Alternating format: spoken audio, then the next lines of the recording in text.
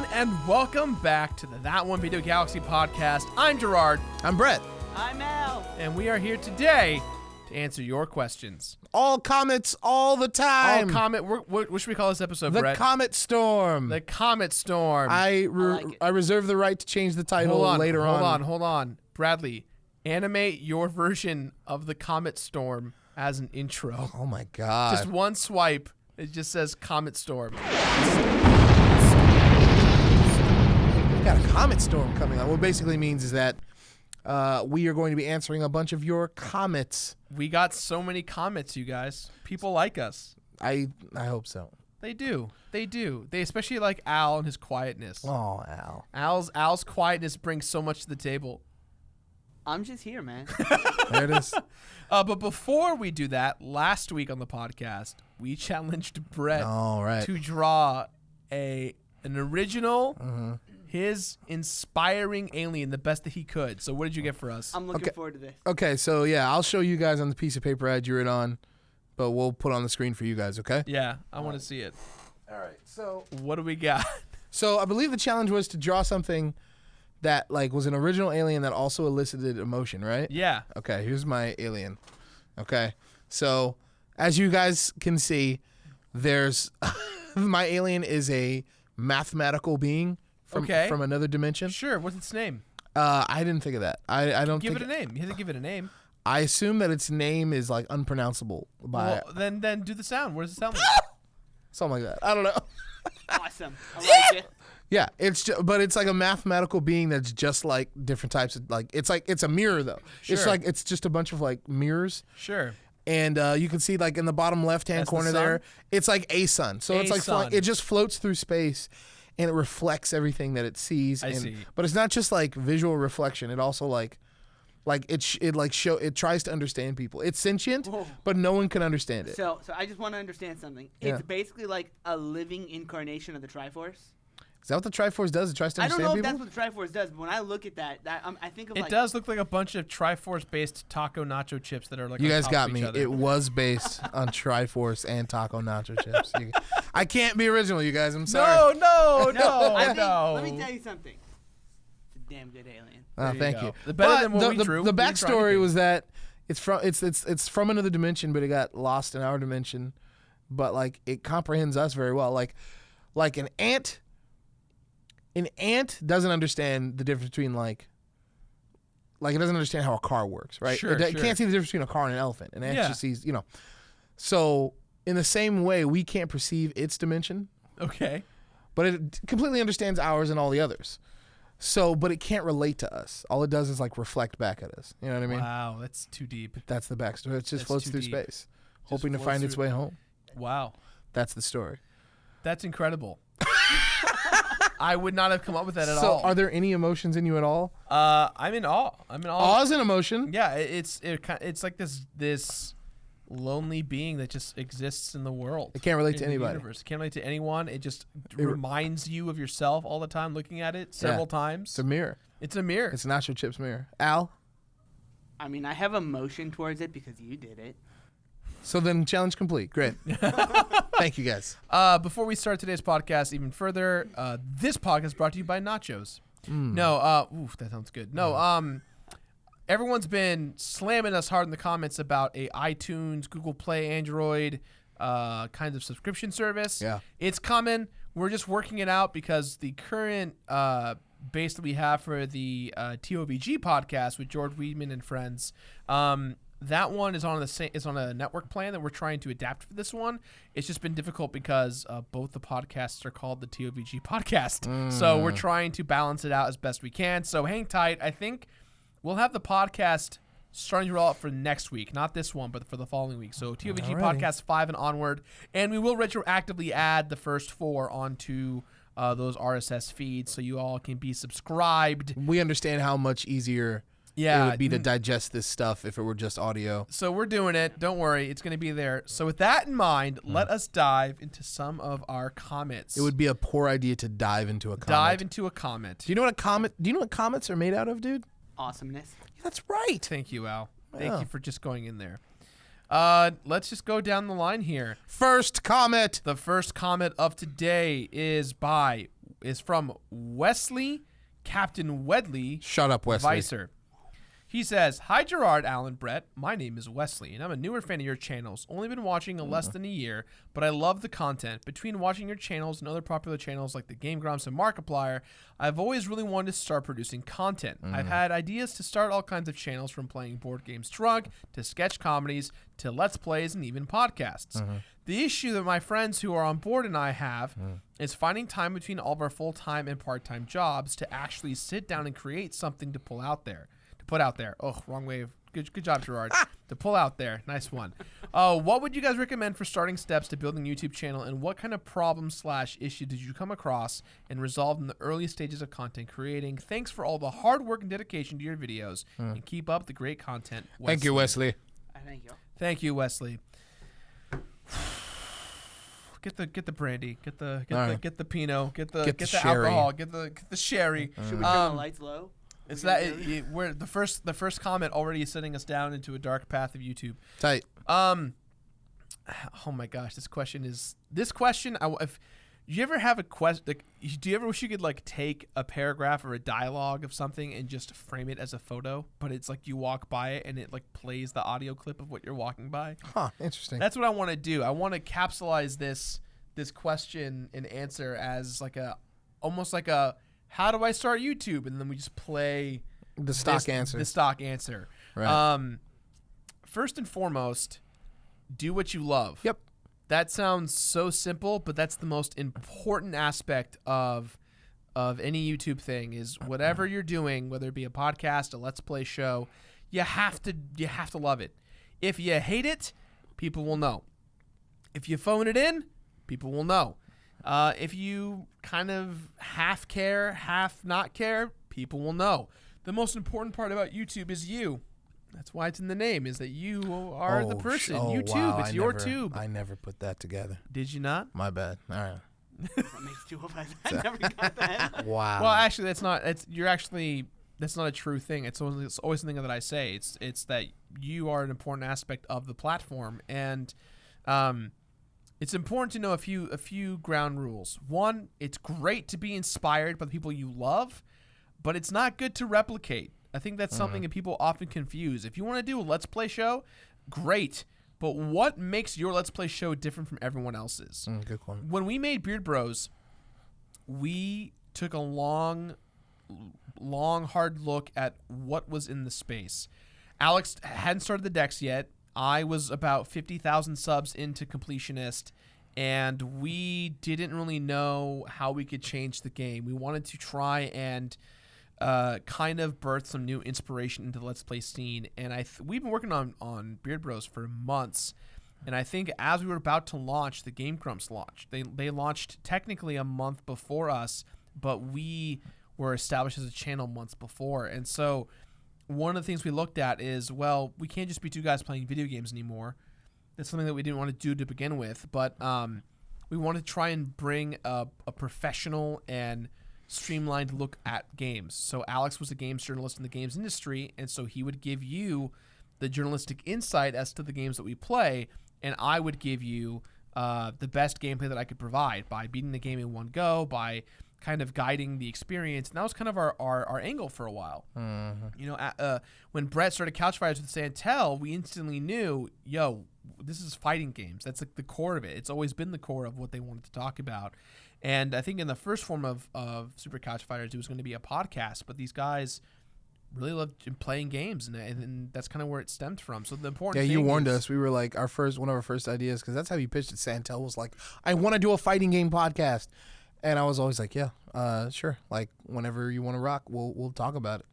And so I came down and we were like, we want to do a podcast. And you were like, you guys should actually play games first before you start talking about games. Well, yeah, because I think in that element, and this is not like a stab at you, it's a stab at the general space. Why would I care? You make a very good point. You are a human that I do not know. You make a very good point. I have no reason. I know your name. I know what you look like. But I don't care because I don't know you as a person. Mm-hmm. There are hundreds, if not thousands, of channels out there that do Let's Play and podcasts and reviews and all that stuff. Right. Give me a reason to care and love about what you're talking about, and that's the most important aspect. And a word of caution, though, it's very it's a trap to chase what you think people want. Yes. So I would say that the best, like if you're starting your own content, the best thing you could do is take a deep breath and ask yourself, what would I want to see? And then do that. That's the biggest one. What do you want to see? And what would I watch is the thing that I ask myself. Yep. What would I like to watch? And has it been done or hasn't been done? Did we answer the question? Do we need to keep going more? No, there's one more. He said, like, how do you, like, he's having trouble scheduling his friends. Scheduling with his friends and part-time And, jobs. You know, So, I don't know Don't what. sleep. don't sleep. Don't That- sleep. Your friends are bad friends. No, I. Don't tell him to go to sleep. I don't know how many, like, Go to sleep. I don't know how many people you need for whatever you're trying to do. But if it's like a handful, if it's just 2 or 3, that sounds like it shouldn't be too hard to organize. And if your friends are, if they can't do it, then they can't do it because of scheduling. You got to think of an idea that takes just you or less people or different people. And if they're unwilling to do it, then they're unwilling to do it. To kind of go along with that, when I started the Completionist, it was meant to be a one-man show. Then obviously Greg came in and that stuff. But before, I'd worked on the show for 3 or 4 months without anyone. And before that, I did other YouTube shows. And in those YouTube shows, I was always partnered with someone in regards to co-producing. And I found that I had to carry a lot of the weight for doing everything about the show: production, filming, casting, writing, editing, special effects. And it gets very overwhelming. And so when you start to work in a space, in a team where you have a lot of people around you, it's important to understand that you have to have a good team. And I don't even mean like, okay, you do this, I do that, you do that. It's more or less about, is there chemistry? Is there a reason that everyone's together? Is there purpose? And is that purpose worth the cause? You have to understand there's going to be no money involved. You have to do it out of passion and pride and care. And you want to do these things. If you are committed to yourself and to making this substantially work for you and your team, then everyone else should be as well. I think that I've always lived the mentality of like, you get out what you put in. And if you're not trying very much, you're not going to get that much out of it. But if all of you are gung-ho and you're passionate about it and you're doing your best, that's where you're going to see your successes at. And even if no one's watching, at least you're putting out a product that you're like, yo, this is awesome. This is me. This is us as a team. Those are the things that, again, going back to the whole passion of it all, is that you have to love what you're doing, regardless if there's 5 viewers, 1,000 viewers, 10 viewers, or 1 million viewers. That's the most important advice, for sure. Yeah. Love what you're doing. Yeah, love what And you're doing. if you don't love what you're doing, do something else. Al, anything else? Love it. Tight. A man of few words. Al chose the Cold Stones option. Just gotta have it. Love it. Love it. And like it. And like it. There you go. Thank you for your question, Wesley. Let's get back to the comets. Thank you, Wesley. Well, thank you. Shut up, Wesley. I hope I answered your question. The next Let's question see comes here. from. I'm going through. Sorry, not questions. Comments. Comets. You can't do that. We've passed by the Don't first do comet. that. Coming up on the second comet. Here we go. This is by Vin. Hi, Vin. Vin says, "Hello there, everyone. Vin here, aka Vin Voltage." Hey, Firstly, Vin Voltage. Shout outs. Vin Voltage. Shoutouts to Vin Voltage. Firstly, I enjoy this podcast very much. Please keep doing this. It's very delightful. Okay. My question for all of you is, what got you into writing, producing, and creating media? Thanks again for the love. Or thank you again. Love, Vin. Thanks, Vin. I got into producing because I didn't want to work for anyone else. Right. That sounds so shallow and so business-minded, but out of college, I was like getting ready to live my life on film sets. And the thought of that actually made me sad, to like go to a film set where I didn't creatively bring anything to the table, but I had to sit What there. were you and, going to like, do there? What was your, like, what did you see yourself doing on a film set? Well, my ultimate passion was directing and producing. I wanted to, a lot of that. And like, you didn't think as a director and a producer you'd have like input? You didn't feel like your voice would be heard? Well, yeah, but you have to put in that work to get there. And the film market, and Al, you know, your sister went through it too. It's like you put in all this work, you get the education, you put all the money and the time, and then you end up being a PA on National Treasure 17, and you don't really go. Shouts to Zane Aldo. You don't really. You're stuck in that route of like, once a film is done, you wrap up and go to the next film, and you're traveling 9 to 12 months or 9 to 8 months out of the year. and your life is scheduled around when these films are made, and you don't get to contribute other than hold the light, clip the pin here, grab this guy coffee. The light doesn't look right, and you 13, 14-hour shoots.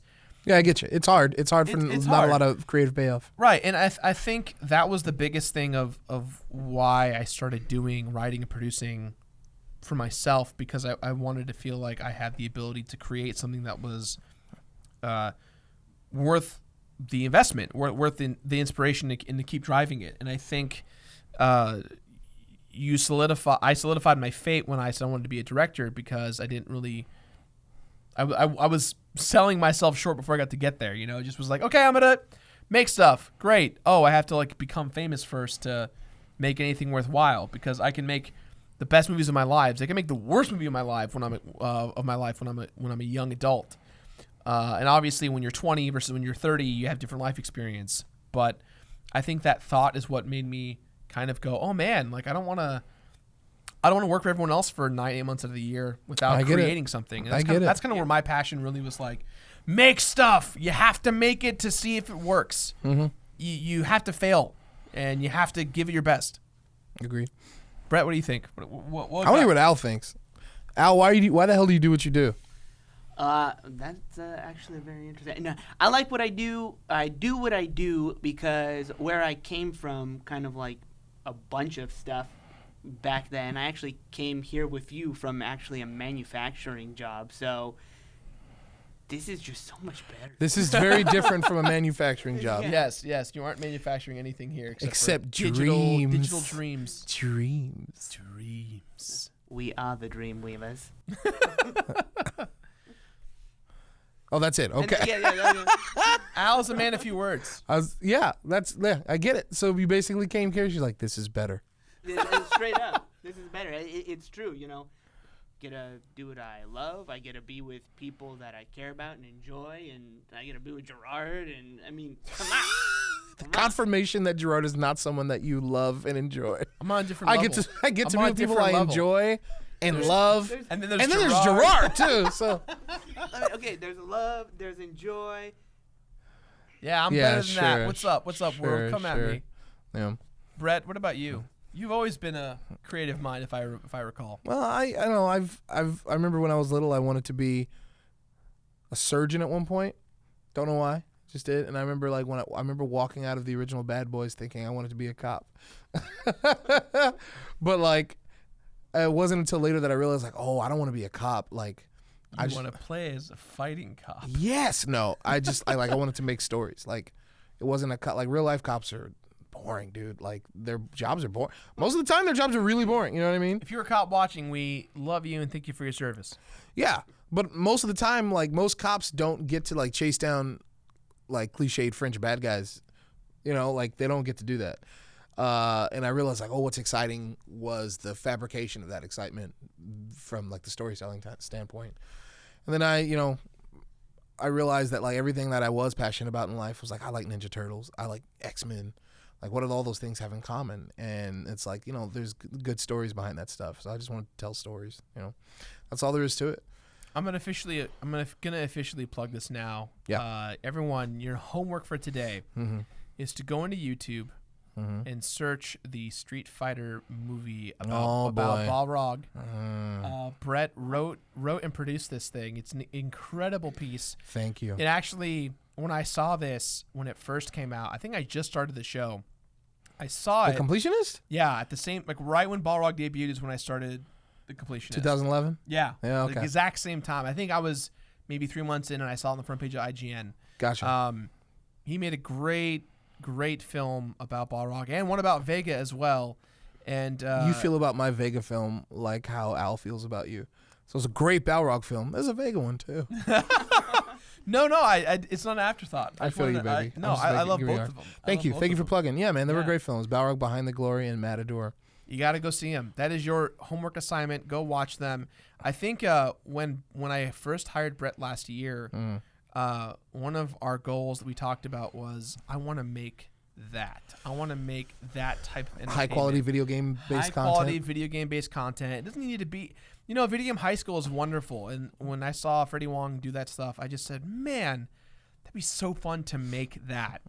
Yeah, but like, there's a big difference, in my opinion, Yeah. between the high quality that Freddie Wong goes for and high quality that I go for. Because like, no one's gonna argue that what we did looks as good as Freddie Wong shit. Like Freddie Wong, Well, you're all about the story, and that, I and, am. that and that's my like that's, I would much rather have like the heart and the good storytelling than like good visuals.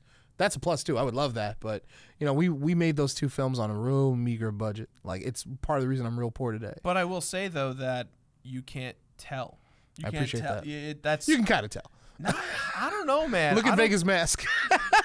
look at Bison's outfit. Like Bison's outfit, I will give, is really funny. But we the rest tried, of it, you know, we tried well. like we had to do what we had to do. We prioritized our time and money where we thought it was most important, and Yeah. where we thought it was most important was the characters, the stories. You know? But you know what? You weren't wrong. Thank you. That's we joked about it, but I think that's eventually where I'd like to see us go. I'd love to be producing I would love that too, man. narrative content like that in a high quality scale. The reality is though is that you need a lot of money. You need a lot of producers and good people, and we have the people for it. We just Right. don't have The capital. the capital, and we don't have. If somebody dumped like $5 million in our laps for the company. What would you want to make? You'd only Okay, have to but find here's the out. thing. All right. Okay, let me put it to you this way. Okay. How much money would it take for you to invest in a fan-made Street Fighter feature film? Feature film, like it's gonna be like we distributed probably everywhere? have to fly to Thailand. Oh damn, Jesus! If we're doing that, How much? How much do I think? How much would need to be dropped into your lap for you to find that stat for me? What do you mean? What I mean is, how much money would it take for somebody to give you, like you come into some money? How much of that money, how much money would it take for you to be like, I have so much money here, I am fine using a portion of this to make a film that probably won't make any money back? Oh, if it's not making any money back at all, I would probably throw 5 to 10 million at it. You throw $10 million? If we're talking, So then like, if you got we're like talking 50 mil. if we're talking like a bucket, like Yeah. this is expendable. I'm not going to see this ever again. never gonna It's see it just again. A passion project. 10 I throw mil? 5 or 10 or mil at it. Yeah. I think we can get a real good Street Fighter film for 10 mil. Hell yeah. Like an indie Street Fighter film? yeah. I don't know if we've ever talked about it. My ideas for like a Street Fighter feature, man. Oh man. It'd be sick. But the thing is though is that when this is we're talking narrative stuff again from last week. Yeah, but sorry. there are easy ways to make everything look good, and I don't mean hiring 3,000 effects artists. Right. An actor or a writer is all you need, and I think that we got the writer right here. You'll kill And it. the actor. Who are you gonna be? Look at Cammy. Here she is. Great. Thank you, Vin Voltage, though. Thank you. Yeah, thank you for that. Sorry we got sidetracked. Do your homework. Thank your you, homework. Jirard. Thank you. It's a good homework to do. Yeah, I'm gonna do that homework. Yeah. I didn't Did you know. never see those? I didn't know. Nobody. I hope you like them. Now that you're a Street Fighter player, you can be like, oh. Yeah. Oh, games, real. dude. You're waving goodbye to Comet number 2. Someone wrote, Harrison Schaefer just wrote the headline, "Meet Brett Khalil," What? and we're gonna put this on screen right now. It is Brett Khalil, the Jupiterian. I'm from Jupiter. Yeah, and it's an alien. Wow. It's a pretty creative alien. He's got a mushroom for a nose. It's pretty He's tight. got a mushroom for a nose. He's got troll feet. Real talk. That is an Looks like a incredible. bat. It's actually pretty good. That's I'm a impressed. really good drawing, right? Yeah. Is Just he sitting on the su- toilet? He's sitting on a box. He's sitting on a box. It's a box. Nah, that's his toilet. That's Thank you for the drawing. Who sent that? That was from Harrison Schaefer. Thank you, Mr. Schaefer. Yeah, thank you. It's a good drawing. It's a good alien. Let's see here. Comment number 3. Comment number 3, technically 4, right? All J. right. Ellis James wrote a title, I guess, as the subject. Okay. Hey guys, loving the new channel so far. I hope it continues to be awesome. My question is, if you could change one thing that annoys you in games to make them better, what would it be and why? For me, it would be having all the tutorials. It would be having all tutorials optional. Thank you, Jay. It's Jay? Thank you, Jay. Is that what it is? Yeah. It would basically be going back to what we talked about last week. I just don't like having the controller taken away from me. Yeah. You know? Do you not like cutscenes at all? No. What if you're interacting with the cutscenes? Anytime I'm interacting with a cutscene, it seems pandery. Like, look, you're still playing. Like, I don't care about QuickTime. I don't want to mash. You're talking about like Assassin's Creed, where you're just like Altair is talking, and you're just like kind of controlling him, walking around. That's a little bit better. Okay. That's a little bit better. Okay. Depending on how that's implemented, that's okay. But I'm talking about cut scenes where they take the camera away from you. You know what I mean? Sure. But that's probably what I'd get rid of. That's what I'd get rid of. Al, what would you get rid of? All right, I would get rid of any time in any game you have to protect something or something. Escort missions. Escort missions. Because I feel like they're basically saying, here's our game, and now play it in its most restrictive form. That's a real good one. I think a lot of people would echo you on that one.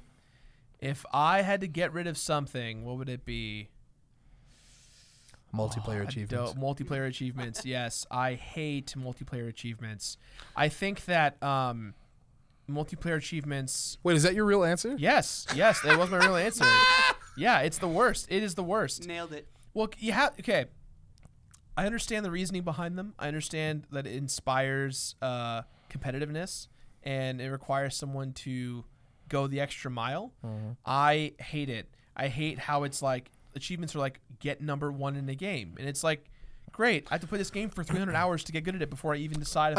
It's just difficult. They only impede two types of people. One, you. Yeah. Because it's your job. Two, the people who for some reason think it's their job but it's not. Like people who are like, oh, I hate completionists. Yes, people who feel compelled to get everything in the game even though they don't have to. Yeah. And I feel urges like that sometimes, but I gave that life up a long time ago. Well, I think for me, the reason why I started completing games was because I had noticed the habit that I wanted to find everything and explore everything. And trophies to me and achievements aren't about looking under every rock. Sometimes not, no. Right. I think this is what I would beckon and be okay with if multiplayer achievements did this.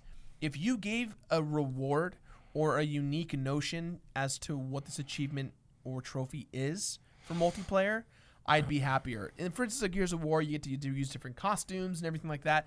That's okay. What I'm really referring to is, hey, you went on this ultimate epic journey through this thing. Here's a golden sword for you that now does the most damage in the game. Or here's a weapon that will let you ghost through walls and make online competitiveness not cheap, but definitely not like in your favor because you went on this epic quest to do this thing.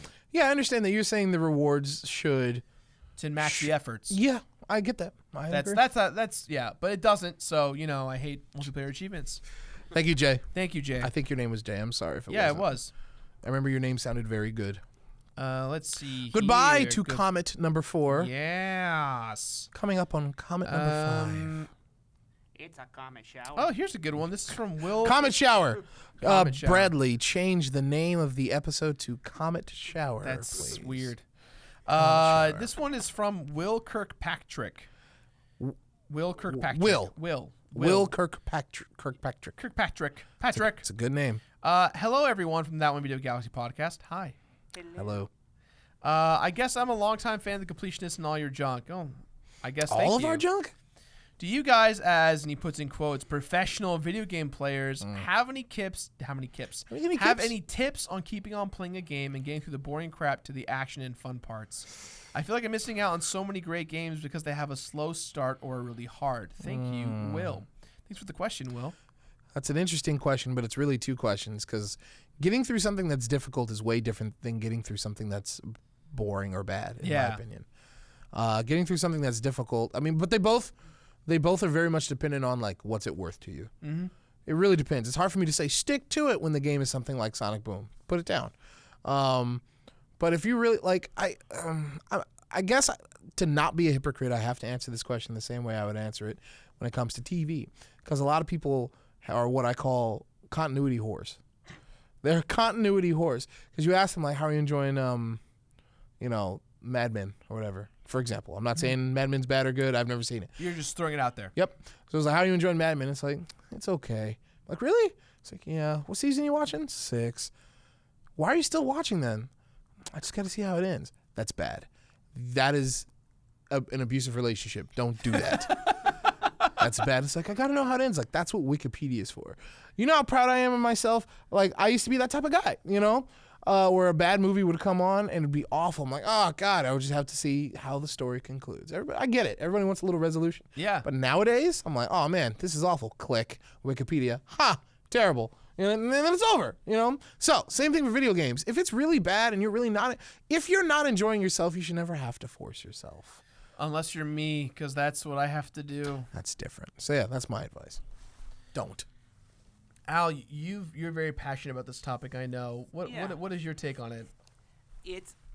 So I would take from it, like, do you feel that there is a little pot of gold past the pit of fire?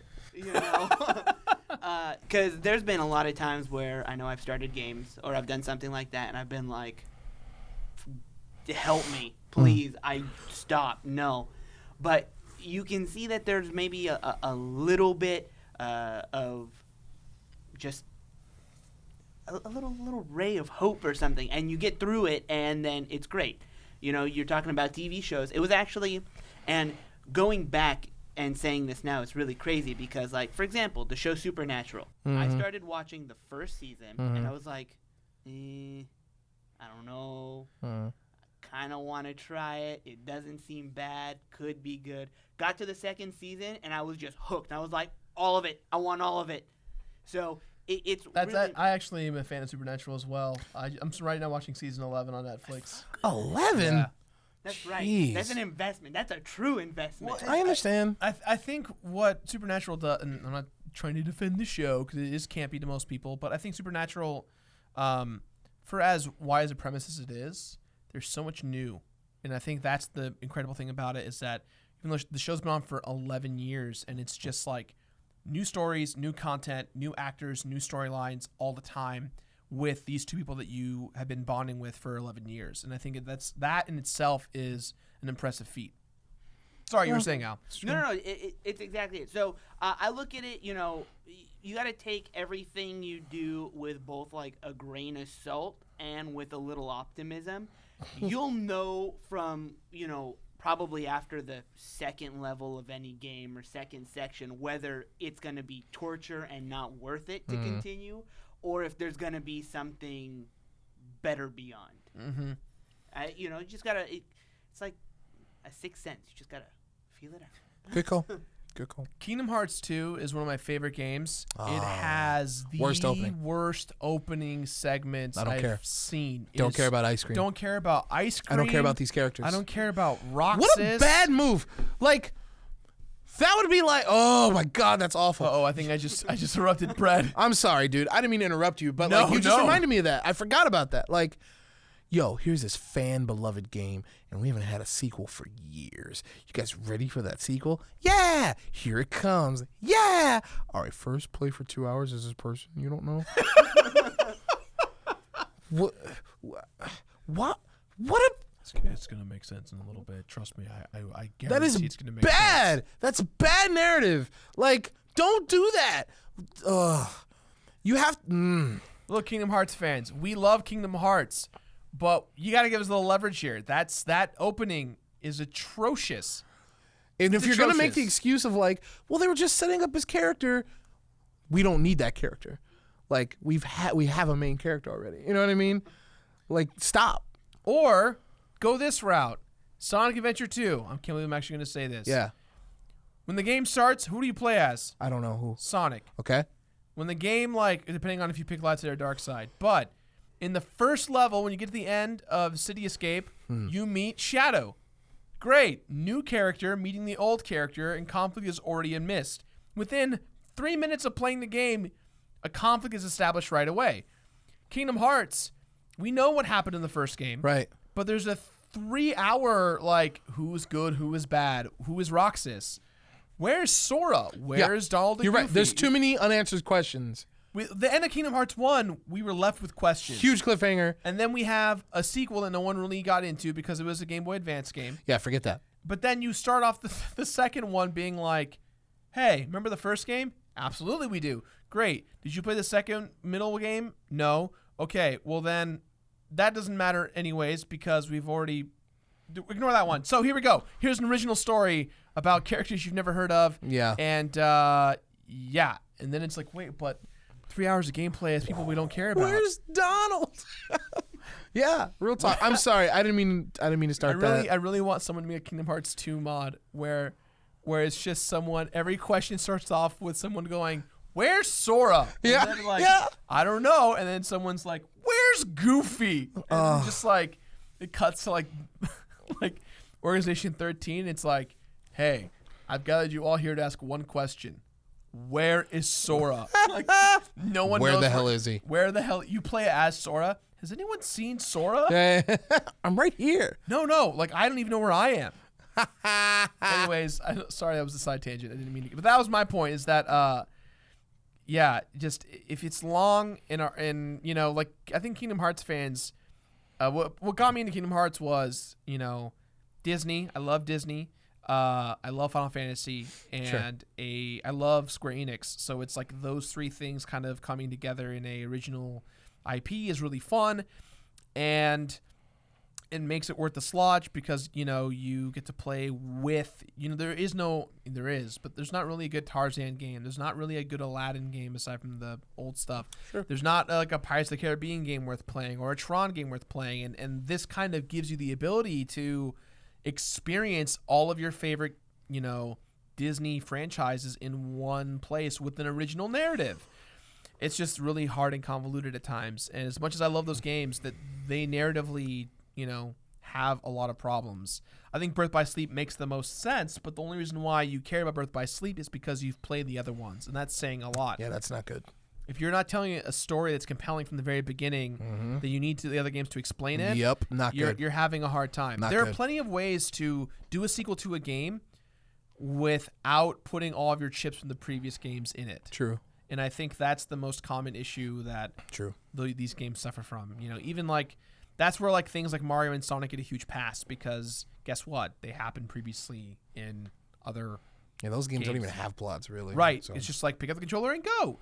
But yeah, anyways. Great. Thanks for letting us talk about story and games some more. Sorry, I didn't mean to do that. My point is what was the question? I forgot the question. Exactly. Yeah. Oh, how do I get past a game that has a hard, like a slow start? I think that's where you kind of have to ask yourself, well, one, are you really money conscious about the game you bought? Do you want to really get that $60 value? That's one that's how like most conscious gamers think nowadays. Gross. Is I'm only going to spend $60 in this game for this month. I want to get the game that I want to love, and then you get the game and you get upset that it doesn't match the expectations of your $60 purchase. Ugh, but then don't play the bad game just because you spent $60 on it. Then you've lost $60 and time. Yeah, and you're unhappy. Awful. The second thing I would say is, if talk to your friends, talk to your family about it. If they love these games and they've played it and they want you to experience it, and even they have their gripes about it, I think it's important to kind of take it with a grain of salt and a little optimism, like Al said, and approach it with that kind of state of mind. And I think in there you'll find the answer that you're looking for. Personally, I always give a game. If I can care about the character, I'm in, and that's not really a thing that they do in games much. So if I can't care about the character, my next thing is the gameplay. Is the gameplay fun? Is the game fun to play? That is the most important aspect of it. Kingdom Hearts is fun to play. Forget the narrative; it's still a fun game. Gameplay is good in Kingdom Hearts. I'll give you that. Yeah. Thank you for your question. Hey, thanks, man. Who was that? That was from Kirkpatrick. Thank you. Will Kirkpatrick. Thank you, Will. Thank you. Coming up on Comet number, 6. We lost our way, but that's okay. This one's from. What do you mean we lost our way? We are lost. Find us. Let's see here. Do comets have a trajectory? Yes. Must be followed? Yeah, that must be probably. followed. Like a Yes. set in stone way that they must follow. We lost our way of this. Nathan Donahue says, Hey. Howdy, TOVG casters. Got a question about game content for you guys. Games. For games that you do not plan on making the episodes of The Completionist on, and they were really tiny, games that you strictly play on your free time, do you prefer shorter, more focused experiences, such as The Insider, Brothers: A Tale of Two Sons, or longer, more content-filled experiences like Metal Gear Solid 5 and Monster Hunter? Loving all the new shows. Keep up the awesome work. You guys are awesome. Later, man. Nathan. P.S. Proum? Yes, the answer is yes. to prom. Yes, I will go to prom with you. Who wants to go first? Al, What was the question?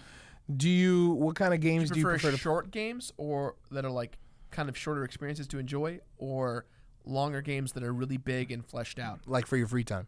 Gotcha. I think that it really depends on how I feel at the moment. Gotcha. I'm not, crazy set on one. I think there's a lot of really great short games, but on the back end, I'm a WoW player, and that doesn't have an end. So, I feel the same way. Yeah. All games come in shapes and sizes, and they are just perfect. All games come in shapes and sizes. Yes, that's true. Yes, that's very, very true. Blue is a color. Like, yeah, that's also true. Yeah. Yeah, I feel the same way. I like them both depending. No? What about you? What about me? What?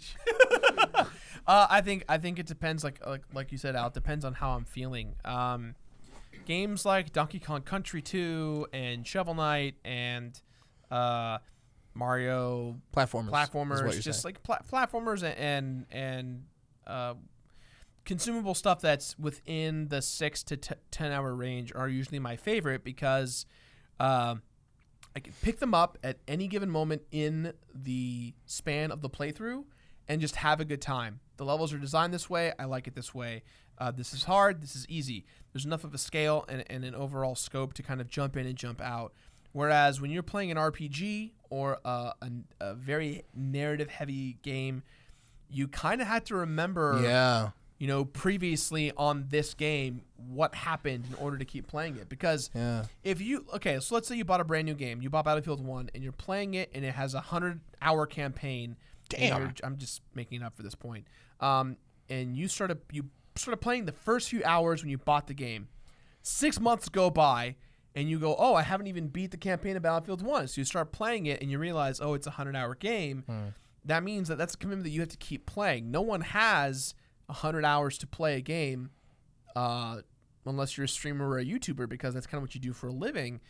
And the gaming that you do that's recreational, it's more or less about, I have a job in the evening, or I have a job in the morning, or a job in the afternoon, and I'm playing the game in between, or I'm seeing my significant other, or I have family stuff. So really your kind of consumption of how you play the game can go on for a very long time. That's why when I play Final Fantasies, new ones that come out, I just shut out the world. I'm warning everyone right now, when Final Fantasy 15 comes out, I will disappear and you will never know what happened to me, and I'm so sorry in advance, because my brother and I will lock the doors. We will turn off the lights, and we will not call back anyone. Hope you enjoy it until we are done. It's how we do it. It's just that's how I've consumed those games, because if I stop, I constantly think about the game. I want to keep going on about it. I want to keep getting involved, and I want to stay focused on it. And if I stop, if I put it down for too long, then I feel like I've lost my skill and my prowess, my drive.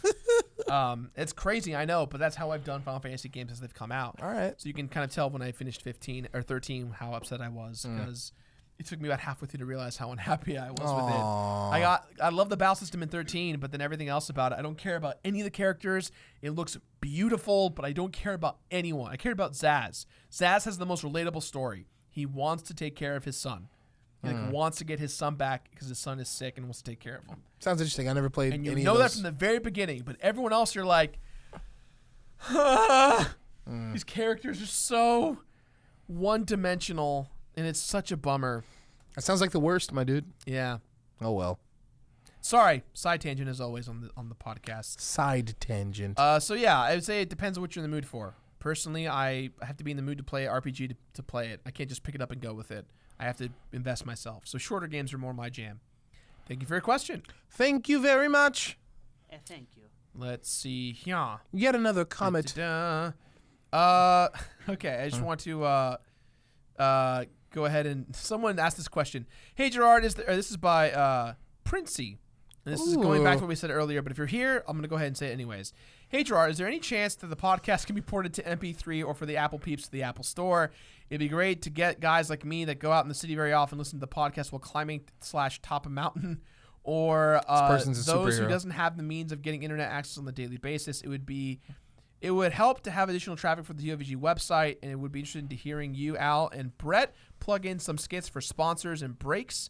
please have some sponsors on this podcast. It's really lacking on that department. Yo, He wants sponsors. he wants us to get that ad money. You know what you guys need? You need some commercials. I love a good commercial. Dude, when we do those commercials, like we're gonna have so much fun with them. It's gonna be so over the top or very bad. We have to get one of you just Over the top or very bad. yeah, but like a combination of both. Like you have to do one of Brett just being like, this episode of the That One Video Galaxy podcast is brought to you by Dollar Shave Club. by Dollar Shave Club. Brett, give us your random sponsor right now. This episode of That One Video Galaxy is brought to you by JJ Sock Emporium. We get all our socks from the back of your drawers. So you buy them at the discount. JJ Sock Emporium, located wherever we are.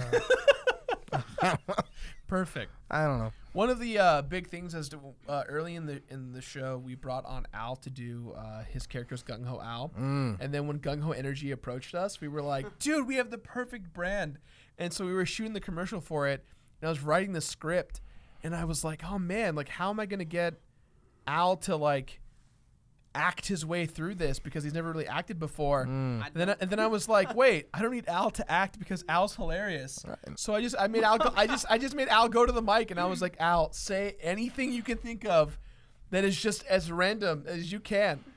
And so we did a bit where it like cuts away and it's like, this is what Al had to say, and Al just was like, what are you doing in my room? Just like really random stuff. That's our Al. So we're definitely going to be doing a lot of stuff like that. That's going to be great. Great. Fake commercials. Thank you, Princey. We'll get them, I promise. Thank you, Princey. If you know someone who wants to do that, let us know. I like that guy. He Yeah. likes the commercials. We are now leaving that comet storm and moving to a crab nebula of another comet Here's storm. a new comet off the Comet Express. This one is titled My First Comet by J.P. Gweiler. What's up, Jirard, Brett, and Al? Man, it's weird to use those names after being so used to writing into the Dex podcast crew. Hope you guys have been doing well so far today. Yeah, we're okay. Pretty good. Waiting on burgers, but Waiting on fine. Bergs. So my first comment, I figured I'd use a more chill question and ask Jirard this. What is your power stance? I've heard Alex mention it a few times on Beard Bros, but no one has really ever seen it outside of the office. Is it a secret, or can you actually show those of us watching on YouTube? And in addition, how would one go about finding their own power stance? Anyways, with that one out of the way, I'm curious to what extent we can discuss on the previous podcast topics during these comments. I'd love to talk more about the subject of stories and games and plenty of the other stuff you guys have brought up, but I also don't want to write an email to drag on for so long that it doesn't even get read. Anyways, keep being tight as always. And I hope you all have an awesome day. Hashtag LatermanJP. P.S. Brett, after hearing you enough on Super Couch Fighters, I seriously envy your ability to freak out with such ridiculous moments of excitement. I could never dream of externally showing my excitement for something in a game like that. Really? Brett is the best hype person in planet Earth. I am a hype man.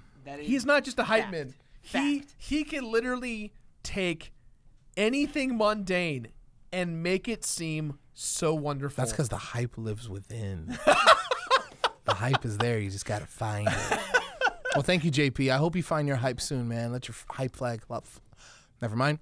Thank you, though, JP. And, yeah. I love how he's just like, yeah, hype is from within. Hype is from within. He doesn't want to sell the hype that he's got. What am I supposed to be hype about? Anything. But if the burgers came All right now. How about this? I'm gonna like start saying words, and you just have glottal reactions to them. Do you want me to give you my true reactions? Or Yes. Do you want my true. Okay. Yeah, but like just I say it and you. Do you want me to close my eyes? Yes. All right. Okay. But I'm letting you know, if you don't say something that's hype, I'm not gonna be hype Sure. about it. Okay. Here we go. You ready? Yeah. Street Fighter 5. Ooh. Yeah. I mean, Man, hit the button. Okay. Okay. Fried chicken. Yeah. Okay. Burgers. Yeah. Sandwiches. Yeah. Ice cream. Oh, God. This is where I'm hungry right now, so. Baby back barbecue. Ow! Ah, you have to fit it. All right, great. Yeah. Dude, we got some barbecue the other night. Jirard stole one of my ribs. I bought we get from Lucille's, man. Like, Thank you for proving my point. hey, but like Lucille's barbecue, look them up. They're incredible. Cause like you click on the little app where we order it, and it's like, yo, beef barbecue beef ribs. I'm like, great. And you click on it. I was like, would you like, what is it? It's like, would you like 3 ribs, 5 ribs, or 7 ribs? I'm like, you know, I want 7 ribs. Give me them 7 ribs. And so they have to like, I love it because whenever I've got it twice now, and whenever they deliver it, they bring it in like this tin tray that you know is only reserved for like catering. Brett, I wish we still had it. You That have tray? to do the face at home for everyone of your dance. Yeah, we made it. I was so happy about the barbecue ribs that I did a little dance with my tray. And they were like, did you like it? Was it good? That rib I got? It was great. It was incredible. But yeah, like, they were great. I forget that you just were like, Oh, we had a party, man. We had a party. Oh boy. there's a party waiting for us over there. Our food just showed up. Yay. Are you gonna show people your power stance? My power stance. Oh man. Are you gonna show them? No. No. After all that? No. Why? The power stance is an embarrassing. Oh, It's an embarrassing Jirard. thing. Why are you embarrassed? I'm embarrassed because Is it because you take your pants off when you do it? that's not the power stance. Oh. No. That's a different. You know what it was? It was early on in the show, everyone in the show was like, would make fun, not make fun of me, they'd like point it out, like, oh, he's doing the power stance, like, he's doing the power stance, and it always like got me super self-conscious. Aw. And so, I like it. oh yeah? I do. I think I got the power stance from Al. Al was the one who taught me the power stance. He did it a lot when we were kids. And I was Secret like, origins of the power and stance? I sat there and I was watching Al and I was like, yo, that shit helps. I gotta start doing that. And so, You gotta plant your feet with the earth. yeah. You gotta plant it. Can I look, describe it? I'm not gonna do my power stance, but I will show you. Okay. Like the importance of a power stance. All right. All right. So the most important thing, and Al I think said it best: 2 feet, left foot, right foot, as centered as possible. You can't be in between, so they're touching. You can't have them too far out. They have to be perfectly level with your shoulders. That's the most important thing. Okay. The second thing is you need to have your hands out at a perpendicular, perpendicular angles of each other. Like you. That's parallel. Parallel angles of each other. Like you don't want them. You don't want it to be too far forward, up or down. You don't want to be like to the side or behind. You want to be perfectly squared center as you can be. So you're really kind of like doing a yoga like exercise almost, just kind of standing. And then what you do is you never blink and you stare forward and you observe every single thing on the screen like your life depends on it. And everyone talking around you, they mean nothing. That's how you get the power stance. You're talking about becoming one with the game. That's what a power stance is. You put yourself in a position where your body is about to freak out because the adrenaline that's pumping through it, and you are saying, no, the adrenaline's going to the earth now, and it's going to make me take over and body the planet, and that's a good power stance. All right. Mine is similar to that. I hope one day you feel good enough to show us all. One day. All right. Thank you for your question. Anything Thank else? you. And the other question is about what we'll talk about in previous podcasts. As long as they keep coming in, we'll keep talking about them, Yeah. and we'll try keeping them up to date and referencing them. I think that's the whole point of the podcast, of the comment section, is that we're able to kind of contribute as the ongoing community. So, Yes. yes. Next comment, please. Ooh, we have a lady who asked us a question. Who's that lady? Who's that lady? No, I was really asking you. Her name is Kathleen. Cool. Thanks, Kathleen. God, that was just amazing. Thank you. Thank you. It was really bad, but thank you. Hi, Jirard. Hello, Kathleen. You said a ton of people asked you to complete No Man's Sky to be mean. Is that the same with Rare Replay? I legitimately want to see you complete it. Love the TOVG Super Mario Bros. Crew. I binged watched the Saw series and now I'm hooked. Probably won't buy the game though, Kathleen. No one should buy Saw the game or Saw 2 its sequel. Don't ever do that. Learn from the mistakes that we've made. Rare. Rare Replay. I love Rare. I don't know if I'd completed to get all the trophies because they kind of retroactively updated things to be more about their legacy of what the games could be by adding challenges that I don't necessarily agree with. Beating games in one life or not getting hit, to me, isn't necessarily a fun challenge. It's just more of an inconvenience for a completionist out there who's trying to get their achievements on. Yeah. It's kind of going back to the multiplayer achievements when you kind of, unless it does something where it's bragging, to me, it's weird. As a completionist, right? I don't have bragging rights. I don't care. I've completed over 190 games, but I don't actually give a shit about. Are we coming up on 200? Yeah, we're getting close. Wow. Yeah. I don't really care about the games that I've completed. They're not accolades to me. I'm not like, look at all the games I've done. I think I'm more inclined to talk about the one game that had a really hard achievement that I did, or like, it was awesome conquering it. That to me is way more fascinating. But making this kind of long form retroactive updating of achievements and stuff, that's where I kind of start to die out in my attention span. Is I don't want to complete Battletoads without taking a hit, or beat the speed tunnel. Is that what's called, the speed tunnel? In Battletoads. Oh, right. I disagree with that kind of mentality. Like in Mega Man X or Mega Man 10, there's like the it's one of the top 10 achievements in the world. It's like the hardest achievements in the world is beat the whole game without getting hit. That's the dumbest thing I've ever heard. Right, and I mean, there's people who've done it, but I just have no desire. That's not fun to me. I'm so sorry for kicking the mic yet again. Fine. I apologize, guys. But there's definitely like another level of achievement where you read them and you go, oh, that's the like, you're not meant to get this. The only people who will get this are people who like dedicate their lives to that. Yeah, absolutely. Like, dedicate your life. Yeah, and it's not worth it. I agree. Yeah, great, good question. Thank you, Kathleen. That's a good Christian. It's a good Christian. That's a good Kermit. That's a good Kermit. That's a good That's Kermit. a good Kermit. We got another one? Oh, yeah. This is a long one, but I want to read this. This is from Jirard. Axe into.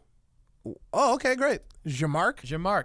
I hope I'm pronouncing. Let me see that. How do you pronounce that? Go for it. Yep, that looks like Jirard to me. Jirard. Hey Jirard, I let this comment in your latest video on brand deals, but I thought I would send it to you directly anyways. So I'm very glad you're talking about this. I did what you did when you started the Completionist, and I quit my job working in a high school and started my own channel, Gamer's Guide that explores what games can teach us about the world and our lives. And it's tough.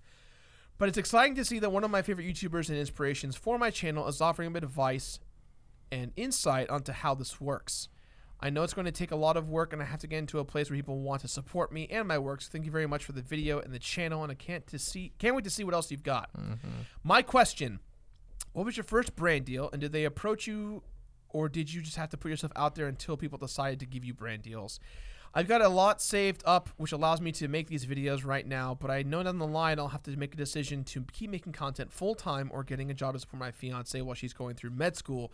So any feedback and advice would be amazing. Thanks. Keep doing what you're doing, Jean-Marc. P.S. Here's a pie pun. And it's a pie pun, and it's world's most accurate pie chart. Okay. And it says pie I've eaten, and the pie is removed, and pie I have yet to eat. Yeah. The rest of the pie.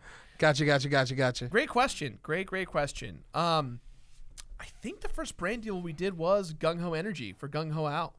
That was the first brand deal we ever did on the show, and honestly, it was the. I'm gonna move this a little bit. The first brand deal we ever did was Gung Ho Energy. They came to us. Actually, no. Here's okay. Uh-oh. A PR company came to us. They came to us and said, "Hey, we have this new thing called Gung Ho Energy, and we want to know if you want to work with us."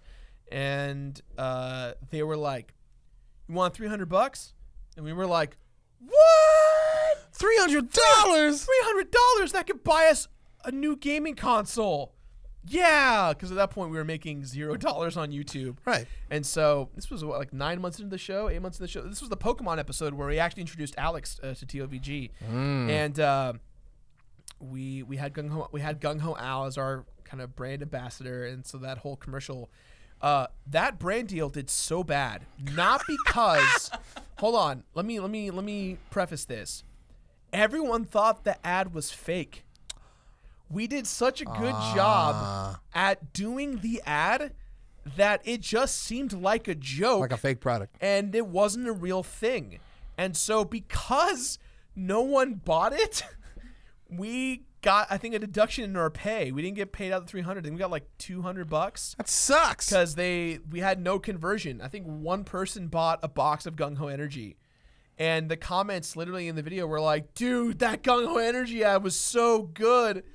I didn't even think it was real. It was like, guys, it is real. I had to put an annotation, I think, that said, like, please buy the product. It is real. Like, we need you to buy it. Oh, my God. That really was our first real big brand deal that we did. I say big in quotes. Mm-hmm. The second one that we did that was the worst brand deal we've ever done was the Summer of Xbox Live Arcade. Summer of Arcade is what it was called. They paid us, well, it was through Maker Studios. They paid us $1,500. So it was like another brand. We were like, whoa, $1,500 is a lot of money. It is a lot of money. And they came to us and they offered us $1,500 for 8 videos.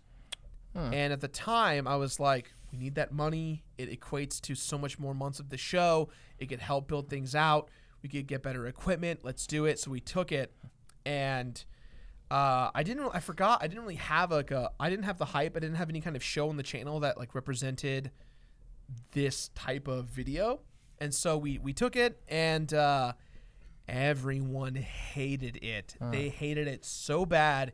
It was our worst performing videos on the channel. Oops, sorry. There's some of the worst performing videos on the channel. I think they got like 20,000 views at the time, and they didn't get any more. And it was actually funny because the first video on that list was Brothers: A Tale of Two Sons, and that game is incredible. It is such a wonderful game, and I was so happy to do a video on it because I had heard a lot about it.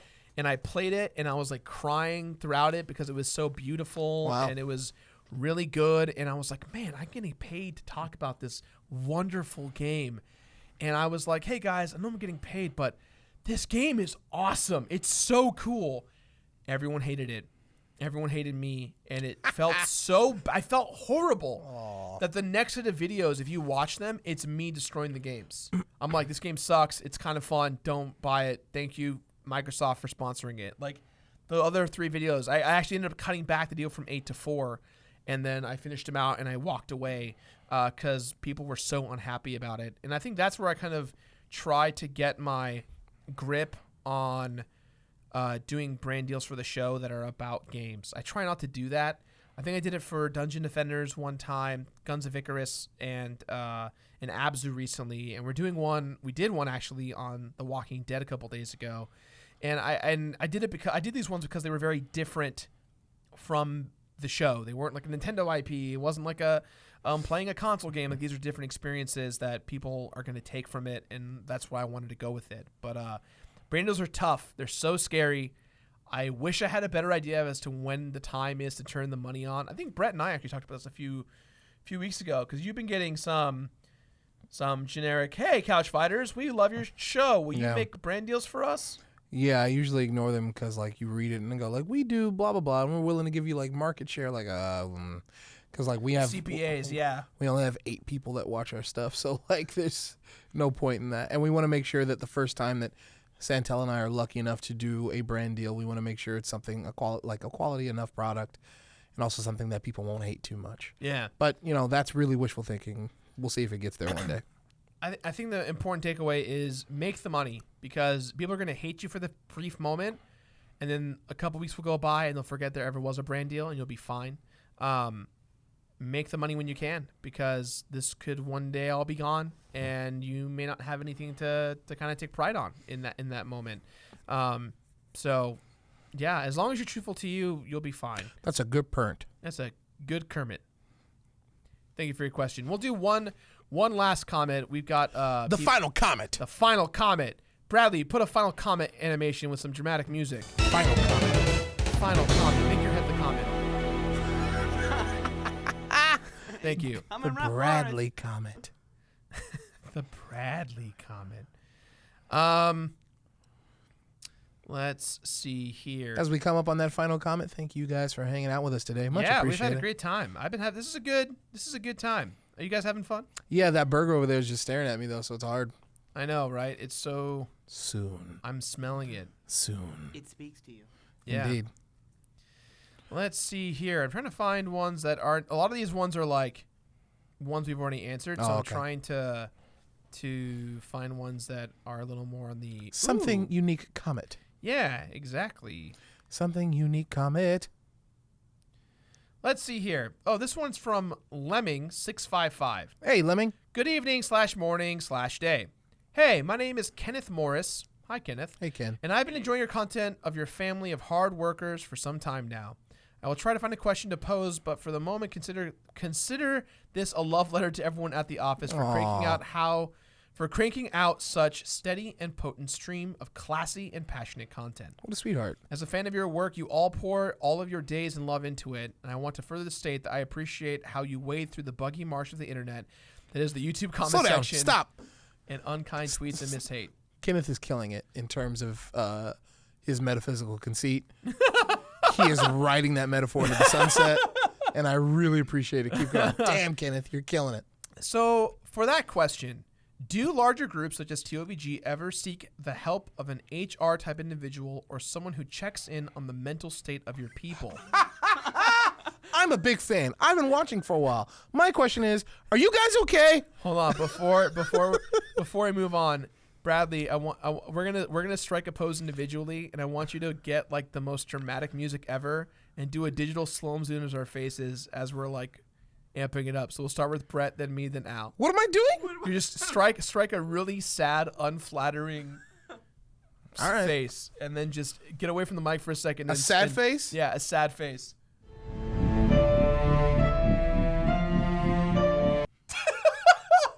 Okay, here I go.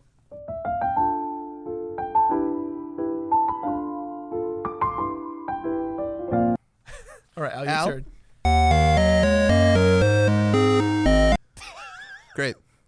Great. Why the hell do we do that? To show how sad our mental anguish is in our state. Yeah. With that great dramatic music, it's going to make it so much funnier. Great. I know that you all seem to be quite healthy for most of the time, but I, like many, see the wariness on your faces, and I know due to my studies in psychology that sometimes having a non-coworker to talk to can relieve stress in moments. So is there a space in the YouTube community for a YouTube therapist? Interesting.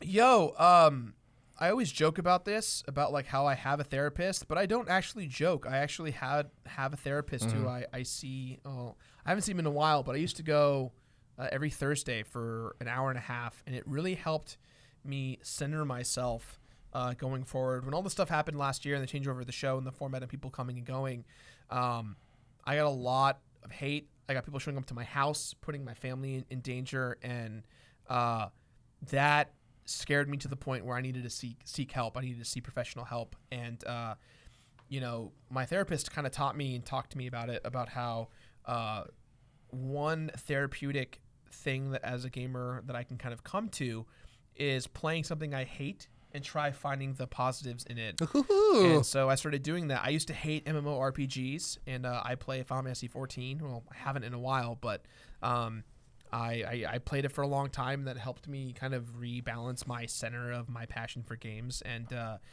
I wish the YouTube community did have a therapist to speak with, because you talk to any studio or any group of friends in the YouTube space, and all of us are doing the same thing. We're working 20-hour days. We're making videos all the time. We're doing brand deals we don't want to do. We're not making the money we should. And we're dealing with other YouTubers in the space who are very cocky, who talk down to you and make you feel bad about your work ethic and what you're doing all the time.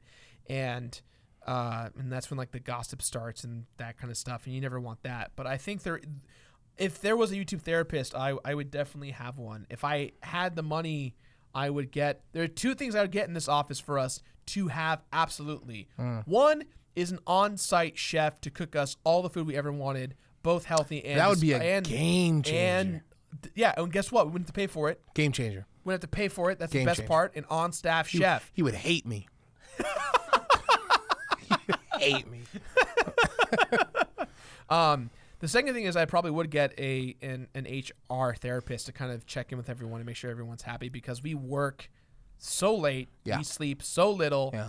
We have deadlines that are unrealistic, but we make them realistic. I would love actually like a physical trainer or a workout specialist to kind of also get us on track. No, we'll take the chef. Well, you don't need to work out. We could have the workout guy. I'm about to work out my jaws on that burger. Thank you for your comment. That was a good. What a unique question, right? That was a good Kermit. That's a good Kermit. Guys, this has been the podcast. I've had a great time today. How are you guys doing? How you feeling? Great. Great? Fantastic. Well, as always, guys, if you have more comments for us, submit to them at comments@thatonevideogamer. I promise we're going to come to iTunes and Apple and all that fun RSS stuff soon. Just give us a couple more days to weeks to figure it out. We're almost there. And we will see you guys next time on the That One Video Galaxy podcast. I'm Jirard. I'm Brett. And I'm Al. And oh, wait, hold on. I forgot. Final word, Brett. Chucky. The dog. Why? It's Halloween time. Great. Al, final word. If you got a dish, give it some soap. If you got a dish, give it some soap. Mm-hmm. And I like Tuesdays. We'll see you guys next week on another episode of That One Video Galaxy podcast. Bye-bye. Bye.